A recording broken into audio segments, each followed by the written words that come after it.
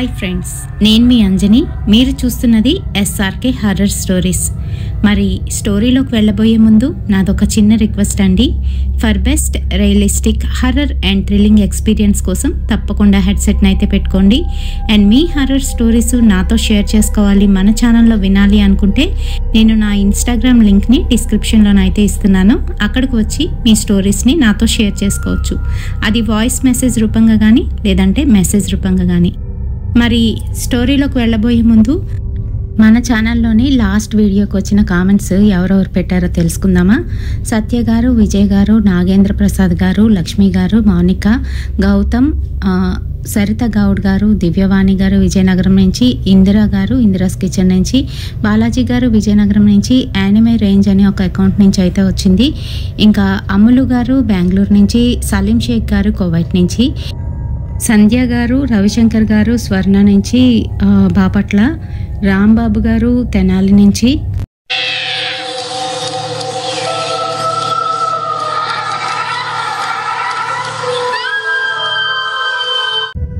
అయితే మన ఛానల్లోని అపార్ట్మెంట్ పక్కనే శ్మశానం అనే వీడియోస్ అయితే 2 రిలీజ్ అయ్యాయండి ఆల్రెడీ.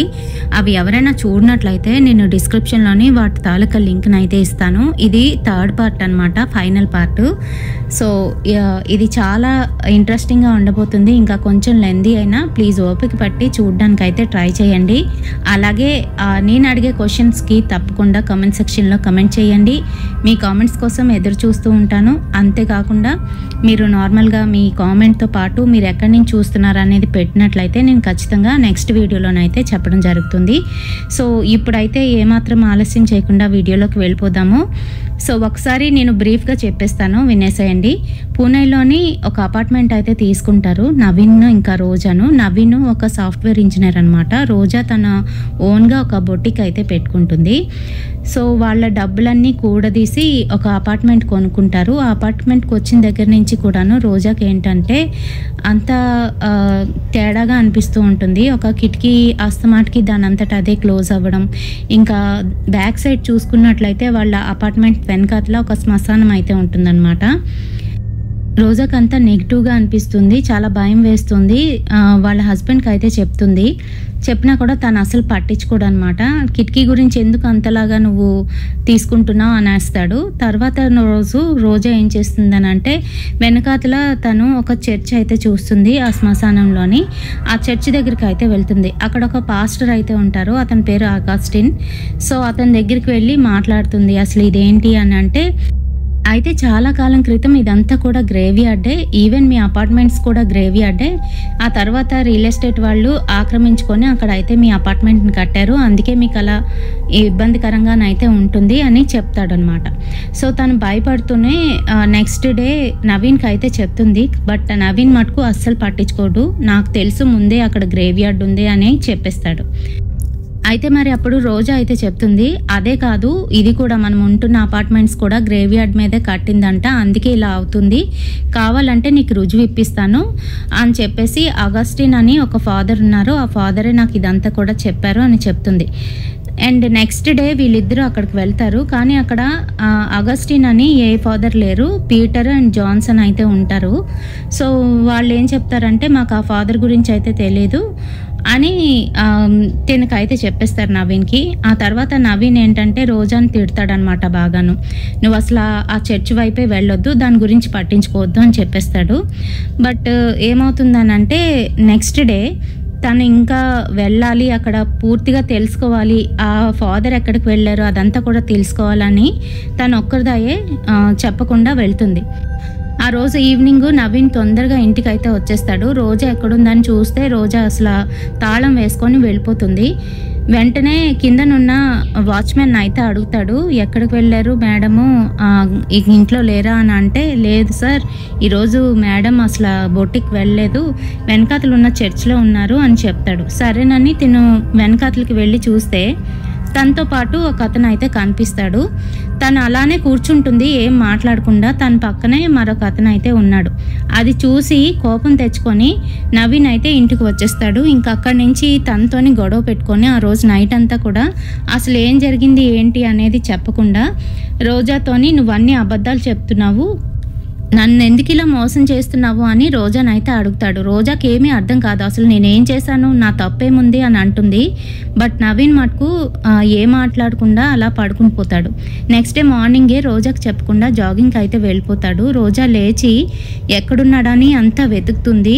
పాపం ఆ తర్వాత నవీన్కి ఎన్నో కాల్స్ అయితే వస్తున్నాయి, కానీ సైలెంట్లో ఉండడం వలన తనకు అస్సలు తెలీదు.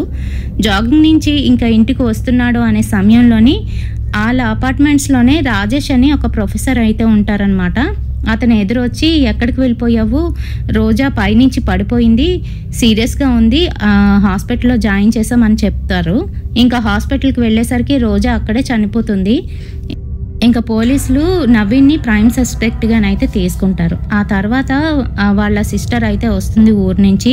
తను హెల్ప్ఫుల్గా ఉంటుంది, కానీ పోలీసులు మటుకు అస్సలు ఒప్పుకోరు. నవీన్ని తీసుకువెళ్ళి రకరకాలుగా ఇంట్రాగేషన్ చేస్తున్న సమయంలోని తనైతే చెప్తాడు గొడవ ఎందుకు అయింది అని అంటే, తను తన ఎక్స్ బాయ్ ఫ్రెండ్తోని కూర్చొని ఆ చర్చ్ దగ్గర కనిపించింది అని చెప్తాడు. అయితే పోలీసులు మళ్ళీ ఫుల్గా ఎంక్వైరీ చేసి ఆ తర్వాత నవీన్నే మళ్ళీ తిడుతూ ఉంటారు. కారణం ఏంటి అని అంటే, ఎవరైతే ఎక్స్ బాయ్ ఫ్రెండ్ అని చెప్పాడో ఆ అబ్బాయి చనిపోయి 6 months అయితే అవుతుంది, తను ఎలా మాట్లాడతాడు అని చెప్పేసి తిన మీదే కేసు అయితే ఫైల్ చేస్తారు. కానీ వాళ్ళ సిస్టరు శ్రేయ ఎవరైతే ఉందో తను ప్రొఫెసర్ రాజేష్తో కలిసి వచ్చి మరొక లాయర్తోని తనని బయటకు అయితే తీసుకొస్తుంది. ఆ తర్వాత మళ్ళీ ఆ చర్చికి వెళ్ళి పీటర్తోని జాన్సన్తోని మాట్లాడి వాళ్ళిద్దరిని రిక్వెస్ట్ చేసి అపార్ట్మెంట్స్లో ఉన్న ఆ నెగిటివ్ ఎంటిటీస్ని పోగొట్టాలని కోరుతారనమాట. ఇంకోటి ఏంటంటే అపార్ట్మెంట్స్లో ఆల్రెడీ ఇంకొక 2 హత్యలు అయితే జరుగుతాయి వరుసగాను. పోలీసులకి కూడా అస్సలు అర్థం కాదు. అయితే మరి ఈ విషయాలన్నీ కూడాను ఆ ఫాదర్కి అయితే చెప్తారు. ఫాదర్ని ఎలాగైనా రిక్వెస్ట్ చేసి ఆ అపార్ట్మెంట్స్ కిందన ఎక్సార్సిజం చేయమని అడుగుతారు. సరే ఇంకా మొత్తానికి వాళ్ళు ఎలాగే ఒప్పుకుంటారు. ఆ తర్వాత అక్కడ ఎవరు కూడా ఉండకూడదు, అప్పుడే మేము చేస్తాము అని అంటారు. సో వాళ్ళు అలా ఎక్సార్సిజం చేసినప్పుడు వాళ్ళతో పాటుగా ఇంకొక అతన్ని అయితే తీసుకొస్తారు, అబ్రహము. అపార్ట్మెంట్ తరపున వీళ్ళు 3 మాత్రమే ఉంటారు, నవీను, శ్రేయ, ఇంకా అలాగే రాజేష్ను. అయితే అలా ఎక్సార్సిజం చేసేటప్పుడు రాజేష్ అయితే ఫుల్ నమ్మకం అయితే లేదు, అది నిజమా కాదా అని తెలుసుకోవడానికే వస్తాడు. రాజేష్ అలా ఫుల్ ఫ్లెడ్జ్డ్గా లేకపోవడం వలన వాళ్ళు చేస్తున్న ఎక్సార్సిజంలోని ఆటంకం అయితే కలుగుతుంది. ఆ తర్వాత అక్కడున్న ఒక ఫాదర్ అయితే చనిపోవడం జరుగుతుంది. ఎప్పుడైతే అలా ఫాదర్ చనిపోతారో మిగతా 2 ఫాదర్స్ మేము ఇక్కడ చెయ్యము, ఇదంతా కూడా రివర్స్ అయిపోయింది, ఇక్కడ ఉండకూడదు, మీరు కూడా వెళ్ళిపోండి అని చెప్పేసి వాళ్ళైతే అక్కడి నుంచి వెళ్ళిపోతారు.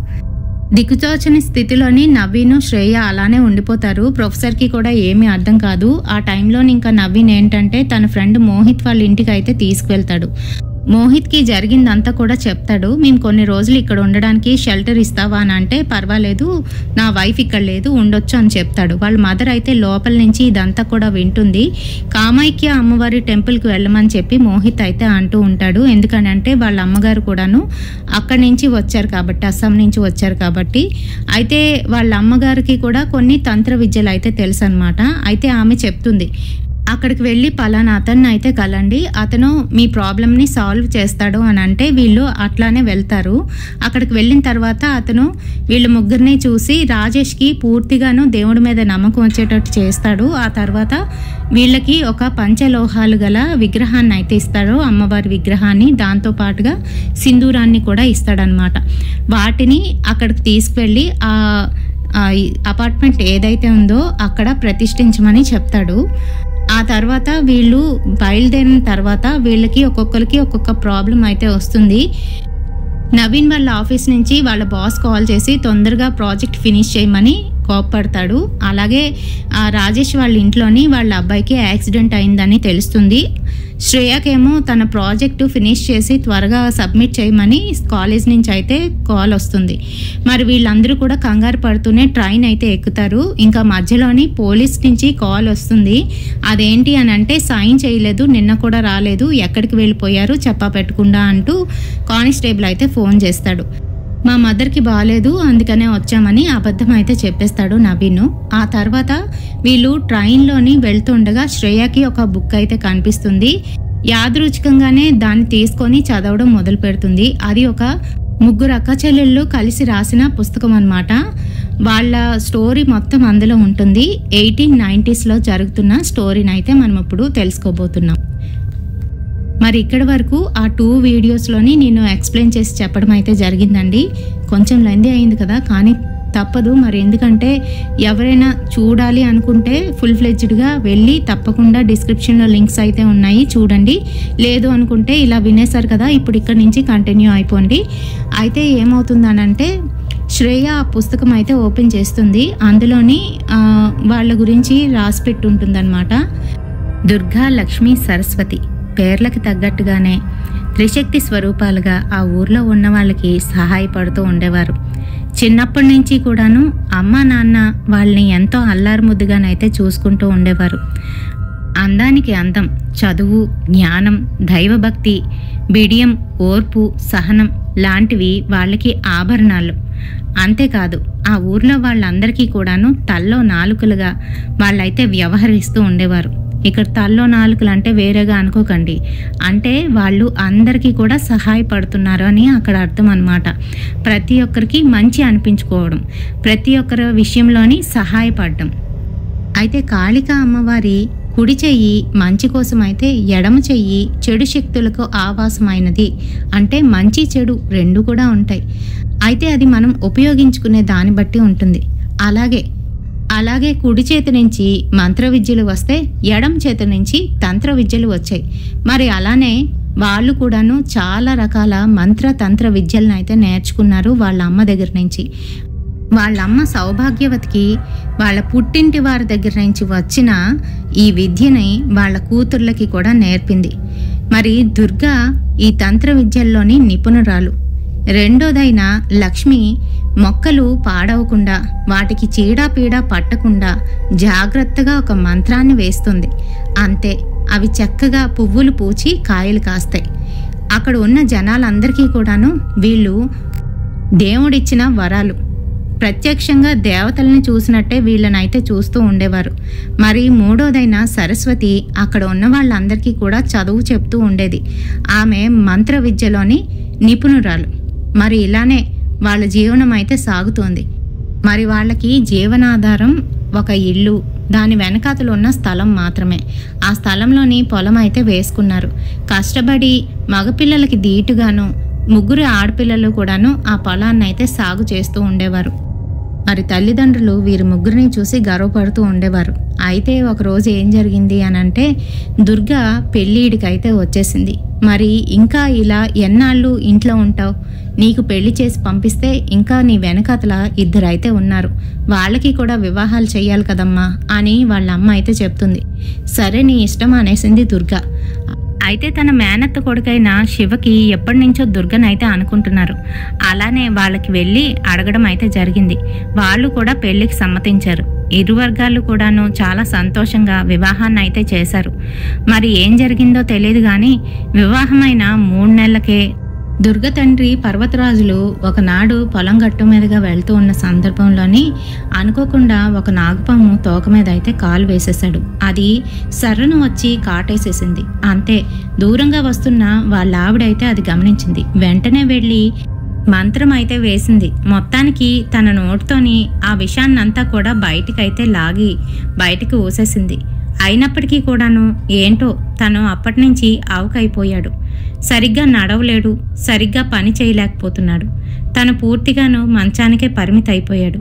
మరొక 3 నెలలు అయ్యేసరికి మనిషి పూర్తిగాను లాగేశాడు. అసలు మనిషిలోని ఊపిరి మాత్రమే ఉంది, ఇంకేమీ లేదు. ఆ సమయంలోని సౌభాగ్యవతి తనకి తానుగానే చనిపోవడానికైతే నిర్ణయించుకుంది. సౌభాగ్యవతి అని పేరు పెట్టుకున్నందుకు ఆ రకంగానే పోవాలి అని తన కోరిక. మరి తనలో ఉన్న ఊర్జాశక్తిని మేల్కొల్పి తనకి తానే ఒంట్లో ఉన్న శక్తిని అంతటినీ కూడా నశింపజేసుకుంది.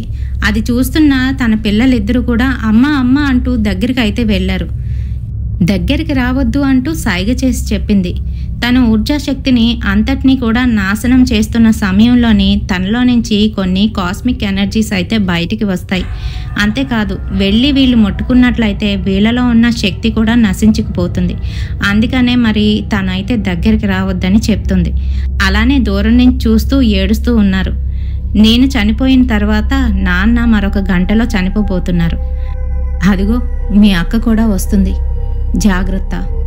జాగ్రత్తగా ఉండండి. ఈ స్థలాన్ని ఎట్టి పరిస్థితుల్లోని ఎవరి చేతిలోకి వెళ్ళనివ్వకుండా చెయ్యండి. నాకు మాట ఇవ్వండి అని అంటుంది. సరేనమ్మా అంటూ ఏడుస్తూ వాళ్ళైతే చెప్తున్నారు. ఇంక ఈలోగా అక్కడికి దుర్గా కూడా వచ్చింది. అమ్మ అనుకుంటూ అలానే చూస్తూ ఏడుస్తుంది. ఏడవద్దు, చెల్లెల్ని జాగ్రత్తగా చూసుకో. రాబోతున్న కాలం గొడ్డు కాలం. ఆ తెల్లదొరలు అంతా నాశనం చేయడానికి చూస్తున్నారే. ఈ స్థలాన్ని ఎవ్వరి చేతిలోకి వెళ్ళనివ్వకండి. ఇది నా పుట్టింటి వారు పసుపు కుంకాల నిమిత్తం పెట్టిన ఆస్తి. దీన్ని చేజారనివ్వకండి. ఇంకా శివకి ఇలా చెప్తుంది, నా బిడ్డని జాగ్రత్తగా చూసుకో.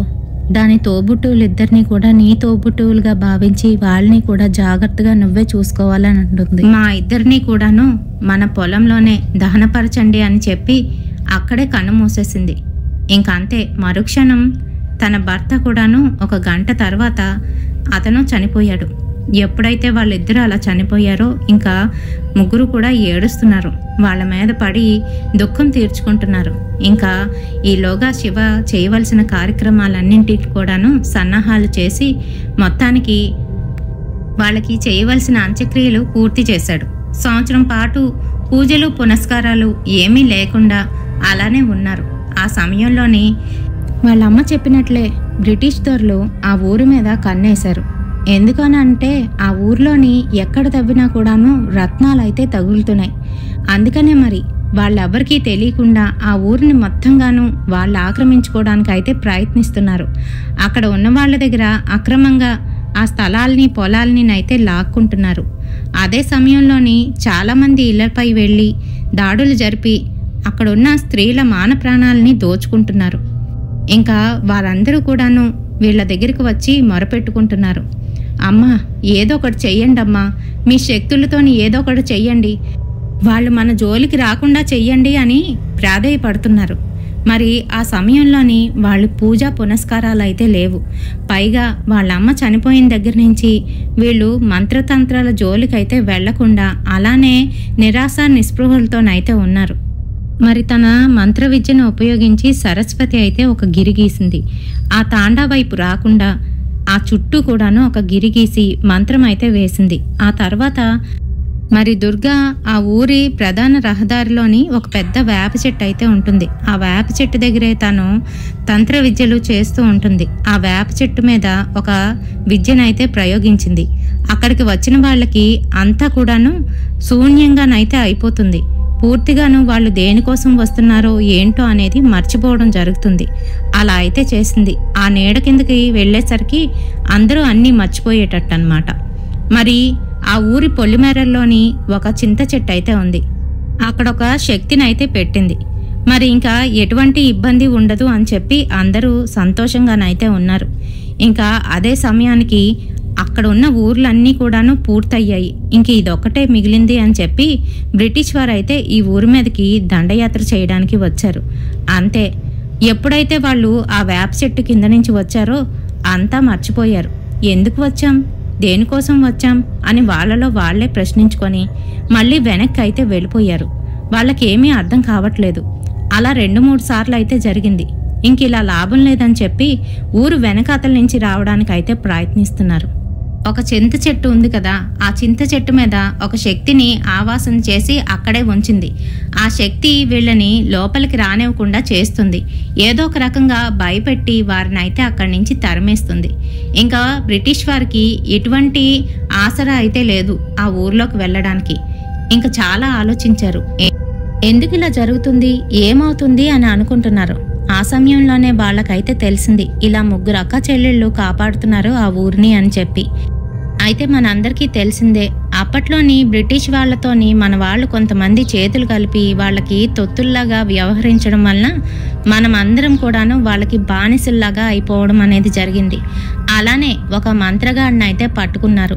అక్కడున్న ఆ శక్తిని ఖైదు చేయించారు. ఇంకా లోపలికైతే ప్రవేశించారు. అక్కడ ఉన్న ఊళ్ళో వాళ్ళందరినీ కూడాను భయపెట్టి బాధ పెట్టి వాళ్ళ దగ్గరున్న స్థలాలని పొలాల్ని అన్యాయంగా ఆక్రమించుకున్నారు. వాళ్ళ గుడిసెల్ని తగలబెట్టేస్తామని, లేకపోతే మీ ఇంట్లో ఆడవాళ్ళని మాతో పట్టుకుపోతామని బెదిరిస్తూ వాళ్ళ దగ్గరున్న స్థలాల్ని పొలాల్ని లాక్కుంటున్నారు. ఇంకా ఆ సమయంలోని ఆ ముగ్గురు అక్క చెల్లెల్లో అక్కడికైతే వచ్చారు. వాళ్ళని చూడగానే ఆ బ్రిటిష్ దొర పూర్తిగాను మోహితుడైపోయాడు. వీళ్ళని ఎలాగైనా అనుభవించాలి అని అనుకుంటున్నాడు మనసులో.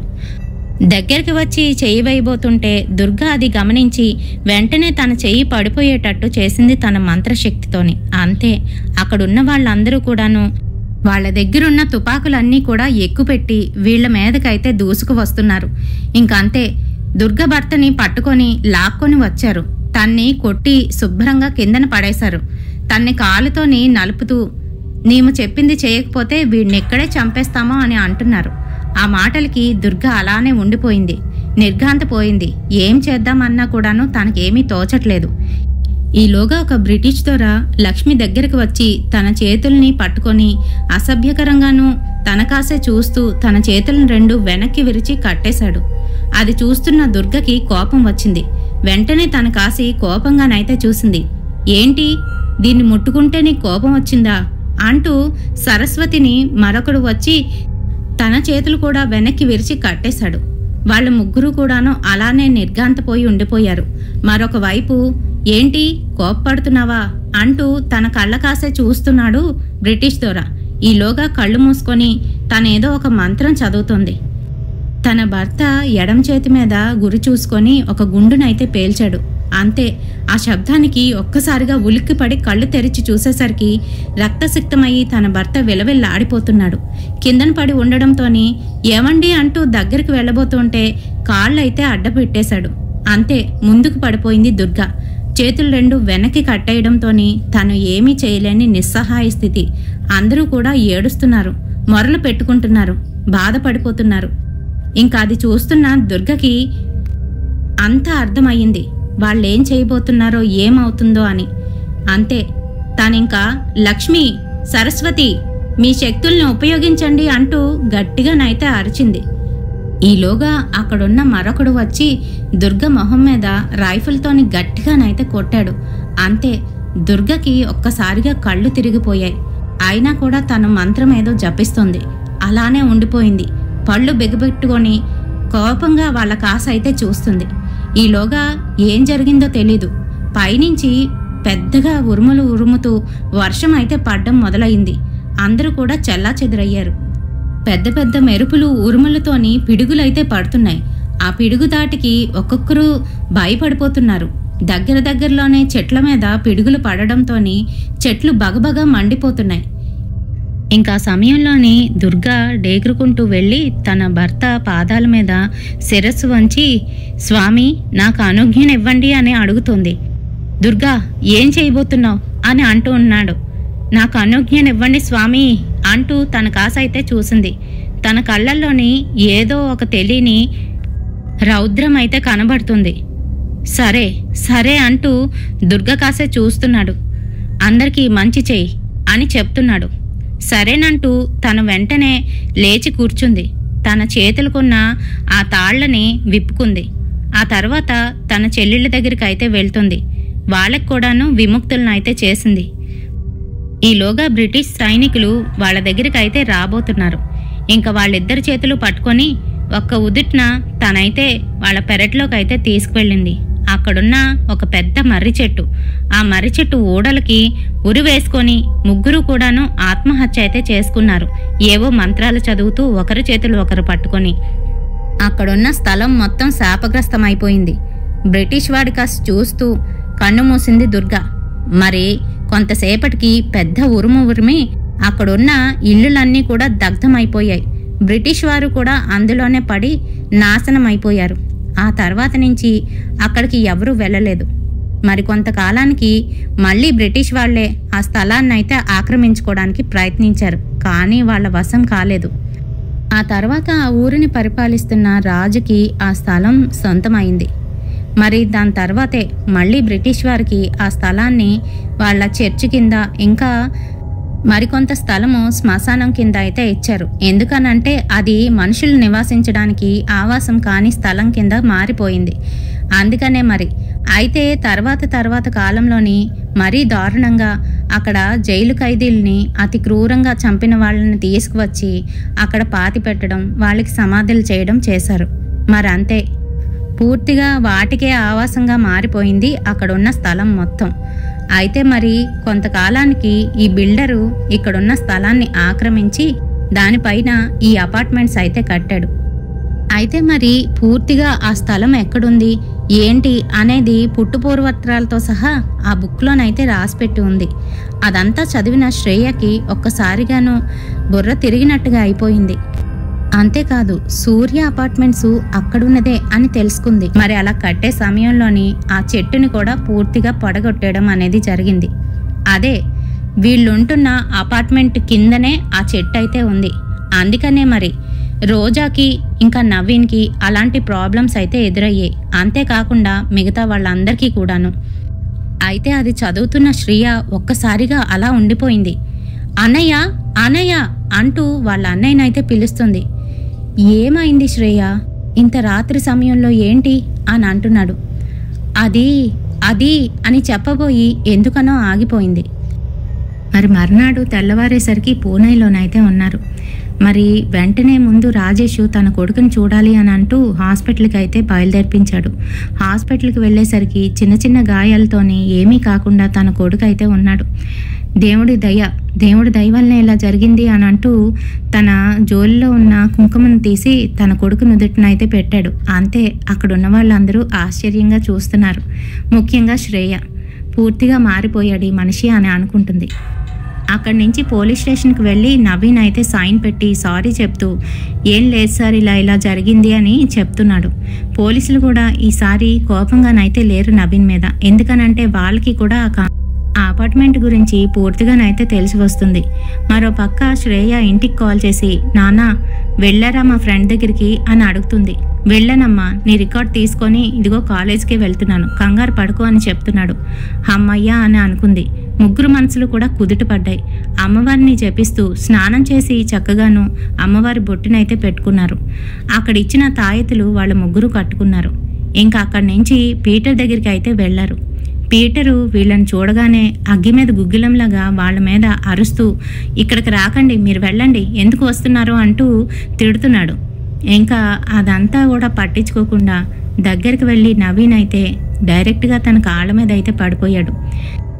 ప్లీజ్ ఫాదర్ ప్లీజ్ అంటూ శతవిధాలుగా ప్రయత్నిస్తున్నా కూడా ఫాదర్ ఏమాత్రం కరగడం లేదు. మరో పక్క నుంచి శ్రేయ అయితే ప్రయత్నిస్తుంది.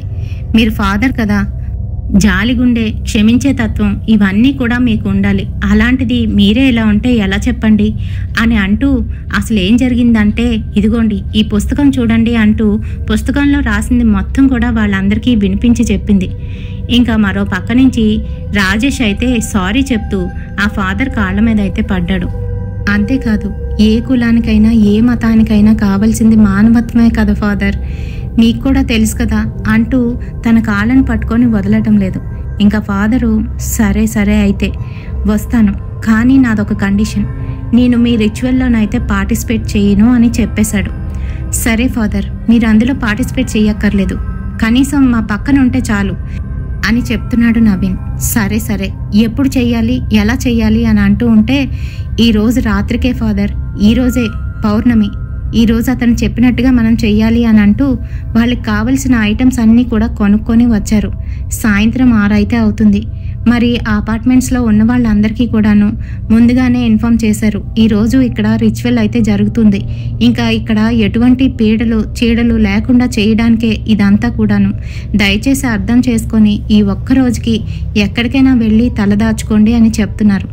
మరి వాళ్ళందరికీ కూడా అప్పటికే ఎన్నో రకాల ఇబ్బందులు అయితే కలుగుతున్నాయి. ఇంట్లోనే ఏవో నెగిటివ్ ఎంటిటీస్ తిరుగుతున్న ఒక ఫీలింగ్ అయితే అందరికీ ఉంది. ఇంకా అందుకనే వాళ్ళు కూడా భయపడి ఖాళీ అయితే చేసేశారు. మొత్తం అంతా చీకటి, రాత్రి అవుతున్న కొలిది ఇంకా ఎక్కడ కూడాను లైట్ లేకపోవడం వల్ల ఆ అపార్ట్మెంటు పూర్తిగా ఇప్పుడు ఒక శ్మశానంలాగా అయితే కనిపిస్తుంది. లోపలికైతే వెళ్ళారు. మొత్తం వీళ్ళు తెచ్చుకున్నవన్నీ కూడాను సర్దుకొని పెట్టుకున్నారు. ఒక దగ్గర, అంటే ఎక్కడైతే ఆ చెట్టుని కొట్టేసి దాని మీద బిల్డింగ్ కట్టారో, అంటే వీళ్ళ అపార్ట్మెంట్ ఎదురుగాను అక్కడ లాబీలోని వీళ్ళైతే ఒక ఆసనాన్ని అయితే ఏర్పాటు చేశారు. ఆ ఆసనం మీద అమ్మవారిని ప్రతిష్ఠించాలి అని అనుకున్నారు. ఈలోగా అక్కడికి ఒక చల్లటి గాలి, ఆ చల్లటి గాలి వీళ్ళని తాక్కుంటూ వెళ్ళేసరికి వీళ్ళ వెన్నులో ఉన్న పురుగులు కదిలినట్టుగా అనిపించింది. అంతే, వణుకుతోని అందరూ కూడాను భయభీతులైపోయి అలానే ఒకరి మొహాలొకరు చూసుకుంటున్నారు. ఇంకా పై ఫ్లోర్లో నుంచి ఎవరో గబగబా దిగుతున్నట్టుగా ఒక శబ్దం. ఈలోగా నవ్వినుంటున్న అపార్ట్మెంట్లో నుంచి పైనుంచి తన భార్య, ఏమండి ఏమండి వచ్చేసారా, పైకి రండి పైకి రండి అని పిలుస్తున్నట్టుగానైతే వినిపించింది నవీన్కి. అంతే, ఒక్కసారి ఉలిక్కుపాటున పైకైతే చూశాడు. మరో పక్క నుంచి శ్రేయ కూడా చూసింది. అంతే, అక్కడ రోజా అయితే కనబడుతుంది. తెన్నే చూస్తూ పైకి రమ్మని పిలుస్తుంది. తెల్లటి చీరలోని జుత్తంతా విరబూసుకొని ఎర్రటి కళ్ళతోనైతే ఉంది. అన్నయ్య అటు చూడకు అంటూ రోజా కళ్ళనైతే దించేసుకుంది. ఇంకా తన బ్యాగ్లో ఉన్న ఆ సింధూరాన్ని తీసి తను పెట్టుకొని తన అన్నయ్యకి కూడా పెట్టింది. మరి అక్కడున్న రాజేష్కి కూడా ఇచ్చింది. రాజేష్ పెట్టుకున్నాడు. మరి ఫాదరు అవసరం లేదు, నా దగ్గర ఈ హోలీ వాటర్ ఉంది, ఇంకా సిలువ ఉంది అని చెప్తున్నాడు. ఓకే అని తను అలానే ఉండిపోయింది. అక్కడ ఏర్పాటు చేసినవన్నీ కూడాను సిద్ధం చేసుకొని అమ్మవారిని ప్రతిష్ఠించడానికి అమ్మవారిని అక్కడ పెట్టారో లేదో, అంతే చుట్టూ అంతా కూడాను ఏడుపులు, గగ్గోలు పెడుతున్నట్టు, ఇంకా కాలిపోతుంటే ఎలా అరుస్తారు అలా అయితే వినబడుతున్నాయి. అవన్నీ పట్టించుకోకుండా తన మటుకు తన పూజనైతే మొదలు పెట్టేసింది. దీపం వెలిగిస్తూ ఉంటే 10 సార్లు ఆరిపోతుంది. గాలికి అక్కడ దీపం అస్సలు నిలవట్లేదు. ఇంకా చేసేది లేక అక్కడేవో చెక్క ముక్కలు ఉంటే వాటిని తీసుకువచ్చి అడ్డం పెట్టి ఏదో రకంగా దీపాన్ని అయితే వెలిగించారు. ఆ తర్వాత అమ్మవారికి చేయవలసిన అభిషేకాలు ఒక్కొక్కటిగాను అన్నీ తీసి అమ్మవారి పేర్లను జపిస్తూ అక్కడైతే అభిషేకం జరుగుతోంది. ఇంకా ఎప్పుడైతే అలా జరుగుతుందో నేను ఇక్కడ కూర్చోను, పక్కకు వెళ్తాను అంటూ ఫాదర్ అయితే లెగిచి అక్కడి నుంచి వెళ్ళబోతున్నాడు. ఈలోగా నవీన్ అయితే ఫాదర్ చేయి పట్టుకున్నాడు. ఫాదర్ ప్లీజ్, మీరెక్కడికి వెళ్ళొద్దు, రిచువల్లో పర్ఫామ్ చెయ్యొద్దు, కనీసం ఇలా కూర్చోండి. మీరు దూరంగా వెళ్తే మటుకు అవి మిమ్మల్ని ఏదో రకంగా అటాక్ చేస్తాయి అని చెప్తున్నాడు. మరో పక్క నుంచి రాజేషు చాలాసేపటి నుంచి వాళ్ళ అపార్ట్మెంట్ కాసే చూస్తూ ఉన్నాడు. అదేంటి అనంటే వాళ్ళ ఆవిడ అక్కడే అపార్ట్మెంట్లో ఉన్నట్టుగానైతే కనిపిస్తుంది.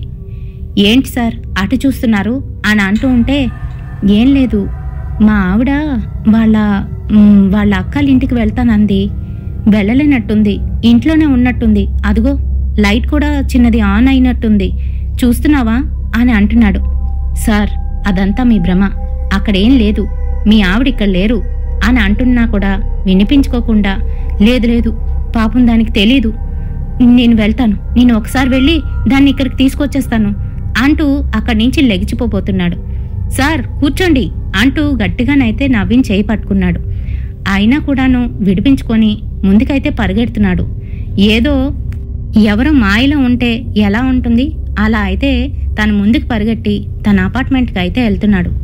ఈలోగా వెనక నుంచి వాళ్ళ ఆవిడ, ఏమండి వచ్చేసారా, ఏంటి అపార్ట్మెంట్ వైపు వెళ్తున్నారు అని అడుగుతుంది.